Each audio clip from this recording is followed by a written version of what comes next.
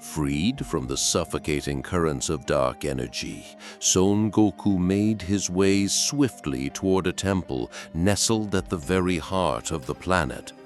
But something about him was different. His face, his expression, they no longer radiated the warmth and innocence that once defined him.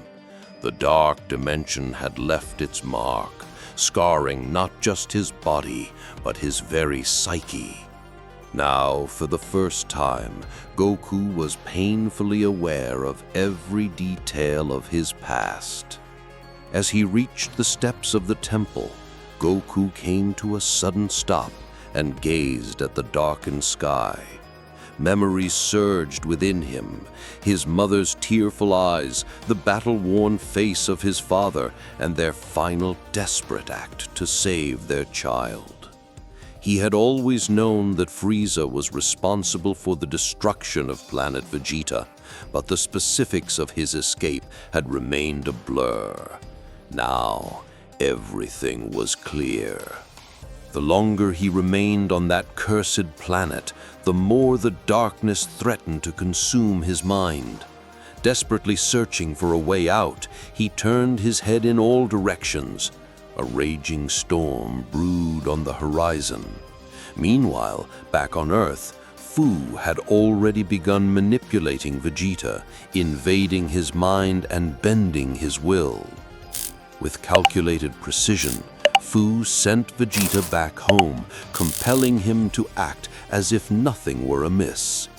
The villain then rummaged through ancient texts, seeking a forgotten spell that could open a portal to the underworld, a realm where Kurogane's son was imprisoned.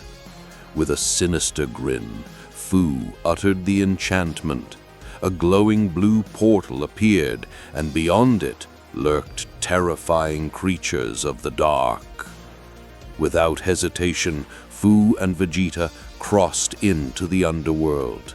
The moment they stepped through, the portal slammed shut behind them. Before them stretched a white stone path leading downward into a dim abyss. They descended slowly, fully aware that the guardian of that realm could appear at any moment. Vegeta felt a strange heaviness in his chest, as if he were being pulled deeper into a conflict that didn't belong to him. Back in the dark dimension, Goku took refuge under the temple's roof as violent winds whipped the planet. Black storm clouds swallowed the sky, while bolts of lightning tore across the heavens. Rain was imminent. He watched from the doorway, aware that the storm was nothing compared to the chaos inside him. His thoughts wavered between light and shadow. Corrupted by the dark dimension, he teetered on the edge of becoming a malevolent force. But deep inside, he still clung to hope. He would fight it. Determined, he stepped deeper into the temple and entered a mysterious chamber. Its walls were covered with astonishing, hyper-realistic artwork. He stood in awe, tracing the ancient murals that recounted the legends of brave warriors who once saved all of creation. One particular image stopped him cold. A majestic figure with wings, burning eyes, and battle-worn armor. Beneath the painting, a single inscription read, "Niyami, the warrior of light who vanquished Kurogane and restored the balance of the universe." A chill crept down Goku's spine. He had never seen anyone so awe-inspiring. As he reached out and touched the wall, the artwork began to glow and shift. Suddenly, the battle between Niyami and Kurogane played out before him in vivid animation. He witnessed the monstrous chaos wrought by Kurogane, a being who sought to crown himself emperor by unraveling the universe's order. But Niyami appeared like divine judgment, extinguishing the darkness with unmatched fury. From this, Goku learned of the 5 underworlds, realms of torment, and of Kurogane's son, who now plotted revenge. The weight of this truth pressed heavily on his chest. He now understood that his arrival here was not by chance. He had been brought to this place for a reason. The vision faded. Goku stood breathless. Moving forward, he discovered another door that led to a room illuminated by a radiant black sphere.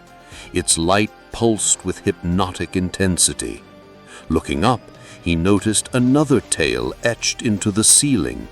This one bore a warning. Whoever touched the sphere would be engulfed by immense power, but only after enduring a trial of suffering. His stomach ground. He hadn't eaten or drank anything in days. He hesitated, but survival demanded action. With a shaking hand, Goku touched the sphere. Instantly, the storm outside intensified.